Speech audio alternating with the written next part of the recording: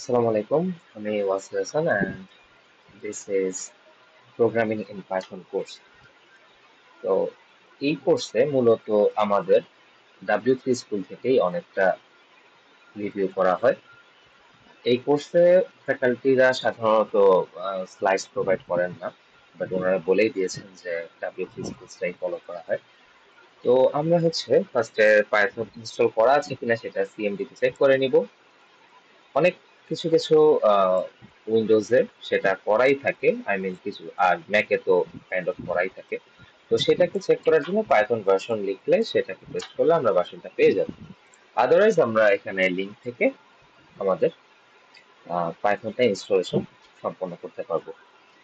ওকে, so আর আরেকটা বিষয় হচ্ছে যে এইখানে আমি ইউজ করছি গুগল কোলাব। তো আপনারা চাইলে অ্যানাকোন্ডা অর পাইচাম বা যে কোনো একটা কম্পাইলার ইউজ করতে পারেন, বাট আমি এখানে ইউজ করছি কেন, কারণ আমাদের যে এই শেয়ার অপশনে গিয়ে স্যাররা যখন টাস্ক দেখতে যাবেন তখন সেটা আমরা স্যারদেরকে প্রোভাইড করতে হবে। তো স্যাররা বলবেন ক্লাসে যে একটা এমন অ্যাকাউন্ট খুলে নিতে যেটার কাজে দিয়ে আমরা ল্যাবে কাজ করতে পারি আর স্যারের সাথে শেয়ার করতে পারি। ওকে, সো গুগল কোলাবটা আমার মনে হয় যে এটাই বেশি ভালো, এটা ইউজ খুবই ইজি হয়, সেজন্য আমি এটা ইউজ করছি। প্রথমে আমরা কিছু আজকের ক্লাস ওয়ানে আমরা কিছু ফান্ডামেন্টালস দেখব, অল্প কিছু। ফার্স্ট অফ অল আমরা সিনট্যাক্সটা দিয়ে শুরু করব। সিনট্যাক্স খুবই সহজ। প্রথম আমরা এখানে প্রিন্ট করার জন্য হ্যালো ওয়ার্ল্ড, যেটা একটা ইউনিভার্সাল কথা, যেটাকে সকল প্রোগ্রামিং এর একটা শুরু করা হয়।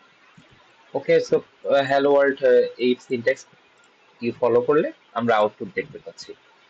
এখানে ইনডেনশন নামে একটা বিষয় আছে, সেটা একটা লাইন গ্যাপ। অর্থাৎ এই এই লাইন গ্যাপটা আমরা যখন পরবর্তী কোডগুলো করব তখন সেটা আমরা কাজ দেখতে পারবো। আর এই স্পেসটা দেওয়ার মাধ্যমে বোঝানো হয় যে এই ইফের আন্ডারে এই ব্লক অফ কোড রান করবে। ওকে, তো এখন এই জিনিসটা এই ব্লক অফ কোডটা রান করবে। এর যদি আমি এটা না দেই সেই ক্ষেত্রে আমাকে একটা সিনট্যাক্স ইরর দিবে। আচ্ছা, একটা জিনিস বলে নিই, পাইথন একটা ইন্টারপ্রেট ল্যাঙ্গুয়েজ, যেটা আমাদের অন্যান্য ল্যাঙ্গুয়েজ গুলো কি হয়। ফার্স্ট অফ অল সি বা সি প্লাস প্লাস এগুলো পুরো কোডটাকে মেশিন কোডে কনভার্ট করে, দেন ক্যালকুলেশন গুলো হয়, এন্ড আমরা তারপর সেই লাইন বাই লাইন যে এক্সিকিউট হলো সেটার একটা আউটপুট বা আমাদের ক্যালকুলেশনটা বুঝতে পারি বা দেখতে পারি। বাট পাইথনে সেটা হয় না। সো এজ এ রেজাল্ট আমরা যখন আরো আরো কয়েকটা ক্লাসে পরে যাব, আমরা দেখবো যে পাইথনে পুরা কোডটাকে না দিয়ে যে কোনো লাইন সেটাকে রান করা যায়। ওকে, সো এটা আমরা পরে দেখতে পারবো আসলে বিষয়টা কি। এন্ড এটা জানার জন্য এখানে কিছু আহ, বলা আছে যে বিষয়টা ইন্টারপ্রেট ল্যাঙ্গুয়েজ কিভাবে কাজ করে। ওকে, সো আমরা দেখা শুরু করি যে ইনভেনশন তো বুঝতে পারলাম, তারপরে কমেন্ট। কমেন্ট অর্থাৎ যেই কোডে যে অংশটা আনএক্সিকিউটেবল, অর্থাৎ এক্সিকিউট হবে না। এন্ড এই কমেন্ট পার্টটা মূলত ইউজ করা হয় কোনো একটা কোডের কোনো একটা স্পেসিফিক অংশকে ডিক্লেয়ার করার জন্য, যে এই অংশটা আমি কি বোঝাচ্ছি অ্যাকচুয়ালি, সেটা আর কি। এই এইটা comment, very easy. And variables, okay, এবার আসি ভ্যারিয়েবলসে। তো ভ্যারিয়েবলস পাইথনে অ্যাকচুয়ালি কোনো ডাটা টাইপ ডিক্লেয়ার করে ভ্যারিয়েবল ইনিশিয়ালাইজ করা লাগে না। সেটা ভ্যালু, ডাটা টাইপের যে ভ্যালু ওটা টাইপটা সে অটোমেটিক নিয়ে নেয় এবং নিয়ে নিতে পারে। তো এন্ড এই আমরা সি সি বা সি প্লাস প্লাস এর মতো ইন্টিজার এক্স বা স্ট্রিং ওয়াই আমরা এভাবে নিতে হবে না। ওকে, তো এখানে আমরা যখন দেখতে পাচ্ছি যে এক্স দেওয়া হয়েছে, তখন এটা অটোমেটিকলি সেটা একটা ইন্টিজার টাইপ নিয়ে নিয়েছে এবং ওয়াই সেটা একটা স্ট্রিং টাইপ নিয়ে নিয়েছে। এবং যখন আমরা ইনিশিয়ালাইজ করবো কোনো একটা ভ্যালু, তখন সেই ভ্যারিয়েবলটা সেখানে স্টোর হয়ে যায় আর কি। ওকে, কিন্তু আমি যদি আবার স্পেসিফিকলি কোনো একটা মানে ভ্যারিয়েবলকে টাইপ দিতে চাই, সেটাও দিতে পারবো। সেই জন্য আমি সেই ভ্যারিয়েবলটা লিখলাম এবং তার সামনে সেই টাইপটা ডিক্লেয়ার করে দিলাম, ইন্টিজার টাইপের 3, ফ্লোট টাইপের 3 এন্ড স্ট্রিং টাইপের 3। তো আমি যদি দেখতে চাই যে আমি যে ইনিশিয়ালাইজ করলাম সেটার টাইপটা অ্যাকচুয়ালি কি, সেই টাইপটা সেই টাইপটা আমি এই টাইপ ফাংশনে টাইপ ফাংশনকে ভিতরে এক্স কে কল দেওয়ার মাধ্যমে জানতে পারলাম। এবার আসি ক্লাস ইন্ট মানে কি বোঝানো হয়েছে। পাইথনের প্রত্যেকটা প্রপার্টি হচ্ছে এক একটা ক্লাসের ইনস্ট্যান্স। ওকে, তো এক্সটা হচ্ছে একটা ক্লাসের ইনস্ট্যান্স। মানে কি, যে কোন একটা ক্লাসের মধ্যে এইগুলার এক একটা অপারেশন করা আছে, যে এইখানে এই এক্সটা হচ্ছে ইন্টিজার ক্লাসের ইনস্ট্যান্স। কারণ কি, যে আমি এক্স এর মধ্যে একটা 5 রাখলাম, তো এক্স এর টাইপটা তো ইন্ট হয়ে গেল। সো দ্যাটস ইট, এই জন্য এখানে ক্লাস ইন্ট লেখা হচ্ছে। এই জিনিসটাকে এখান থেকে একটু ভালো মতো বোঝা যায় চাইলে, যে এটা অ্যাকচুয়ালি কি বোঝাচ্ছে। ডাটা টাইপস এর এই ভ্যারিয়েবলস টাইপস এর মধ্যে গেলেও হয়, সেখানে ক্লাস দিয়ে কি বোঝাচ্ছে। আমি এটা একটু নিজে স্টাডি করে জেনে নিয়েছিলাম, দ্যাটস ওয়াই। এন্ড ওকে, এরপরে আসি যে আমি চাইলে সিঙ্গেল কোটেশন বা ডাবল কোটেশন ইউজ করতে পারি। ওকে, এন্ড অবশ্যই ভ্যারিয়েবলের নাম কেস সেনসিটিভ হবে। সেটা ছোট হাতের দিয়ে আমি একটা ভ্যারিয়েবল নিতে পারি এবং বড় হাতের দিয়ে আরেকটা ভ্যারিয়েবল নিতে পারি।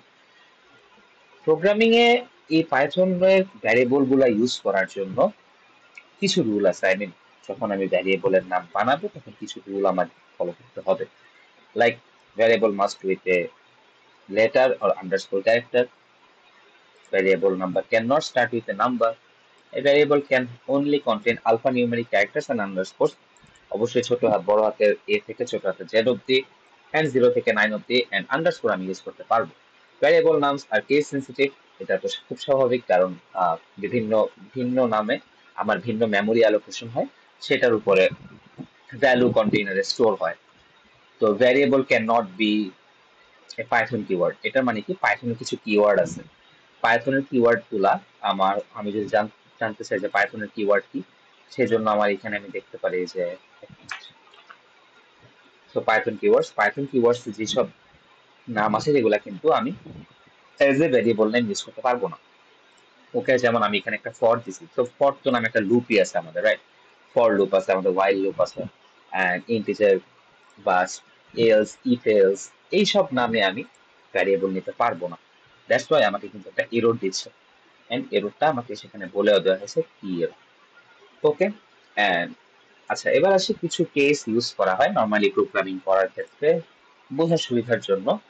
এই পেস্কেল কেস, ক্যামেল কেস এবং স্নেক কেস ইউজ করা হয়। ক্যামেল কেস অর্থাৎ একটা উটের মতো, যেটা হচ্ছে মানে প্রথম শব্দটা, প্রথম আহ, যেমন মাই ভ্যারিয়েবল নেম, এখানে প্রথম মাইটার এন ছোট হাতের, ভি বড় হাতের, এন বড় হাতের। পেস্কেল কেসে প্রত্যেকটা শব্দের প্রথম অক্ষরগুলো বড় হাতের থাকবে। আর স্নেক কেসে কি, জাস্ট একটা একটা আন্ডারস্কোর থাকবে প্রত্যেকটা শব্দের মাঝখানে। ওকে, এবার আসি অ্যাসাইন মাল্টিপল ভ্যালুস। আমি চাইলে, যেমন আমি বিভিন্ন সি বা সি প্লাস প্লাস কি করতাম, integer x is equal to something and comma দিয়ে দেন আবার ডাটা টাইপ দিতে হইতো, তারপর আমি ভ্যালু ইনিশিয়ালাইজ করতাম, দেন আবার ডাটা টাইপ দিতে হইতো। বাট পাইথনে এই জিনিসটা করা লাগে না। আই মিন, যেহেতু ডাটা টাইপ এটাতে অলরেডি ডাটা টাইপ পেয়ে যায়, সো এটাকে এইভাবে ইনিশিয়ালাইজ করা যায়। ওকে, তো তারপর প্রিন্টার মাধ্যমে আমি জানতে পারলাম যে এটা আমি অবশ্যই প্রিন্ট হবে। আচ্ছা, এবার আসি যে আমি যদি মাল্টিপল ভ্যারিয়েবল একসাথে প্রিন্ট করতে চাই, সেক্ষেত্রে কি হয়। যেমন আমি এখানে পাইথন দিলাম, ইজ দিলাম, এন্ড অসাম। সো এখানে কিন্তু কোনো স্পেস নাই, এটা হচ্ছে বোঝার বিষয়, এখানে কোনো স্পেস নাই। Print X comma Y comma Z. But আমি এখানে একটা স্পেস ইচ্ছা করে কমাই দিছি, যে এটা বোঝার জন্য যে আমার যখন প্রিন্ট আউট আসছে তখন কিন্তু একটা স্পেস এখানে প্রিন্ট হচ্ছে, রাইট? তো যখন আমি কমা দিয়ে প্রত্যেকটা স্ট্রিং লিখবো বা এই ভ্যারিয়েবল গুলোকে আমি প্রিন্ট দিচ্ছি, তখন তার মাঝে কিন্তু একটা স্পেস কাউন্ট হচ্ছে। ওকে, আর আমি চাইলে কনক্যাটেনেশন দিয়েও প্রিন্ট করতে পারি, বাট কনক্যাটেনেশন দিয়ে প্রিন্ট করলে আমার এক্স এবং ওয়াই এবং জি তে ভ্যালু ভ্যালু যে অ্যাসাইন করা আছে, এগুলাতে কোনো স্পেস নাই, সো এখানে উইদাউট স্পেস আসবে। বাট আমি যদি এখানে স্পেস দিয়ে নিই এন্ড তারপরে যদি আমি এখানে দেই, দেন কিন্তু ইজের পরে একটা স্পেস কাউন্ট হচ্ছে, রাইট? এটা কেন হচ্ছে, এইখানে স্পেসটা দেওয়ার কারণে। ওকে, বাট প্রিন্ট আমি যদি এক্স প্লাস ফাইভ দিই, সেটা কিন্তু পসিবল না এখানে, বিকজ এক্স হচ্ছে একটা স্ট্রিং টাইপ এন্ড ফাইভ তো আমার ইন্টিজার টাইপ। তো এখানে সেটা প্রিন্ট হবে না, এটা সিনট্যাক্স এরর আসে। এবার আসে গ্লোবাল ভ্যারিয়েবলস কি and local variables. Global variables হচ্ছে যেটা আমার ফাংশনের বাইরে থাকে, অর্থাৎ যে কোনো ফাংশন থেকে কল করা যায় এবং যে কোনো ফাংশন থেকে কল করা যাবে, সেটাই হচ্ছে আমার গ্লোবাল ভ্যারিয়েবল। আর লোকাল ভ্যারিয়েবল হচ্ছে যেটা ইনসাইড এনি ফাংশন থাকে, সেটাই হচ্ছে আমার লোকাল ভ্যারিয়েবল। এন্ড লোকাল ভ্যারিয়েবলকে গ্লোবালাইজ করা যায়, এটা দেখতেছি আস্তে আস্তে। তো আমি এখানে এক্স এর মান অ্যাজ এ এটা একটা গ্লোবাল ভ্যারিয়েবল অসাম লিখে রাখলাম, এন্ড এখানে আমি একটা ফাংশন ডিক্লেয়ার করলাম। সো ডিফাইন মাই ফাংশন, একটা ফাংশন ডিক্লেয়ার করলাম যেখানে আমি প্রিন্ট পাইথন ইজ এক্স দিয়ে দিলাম।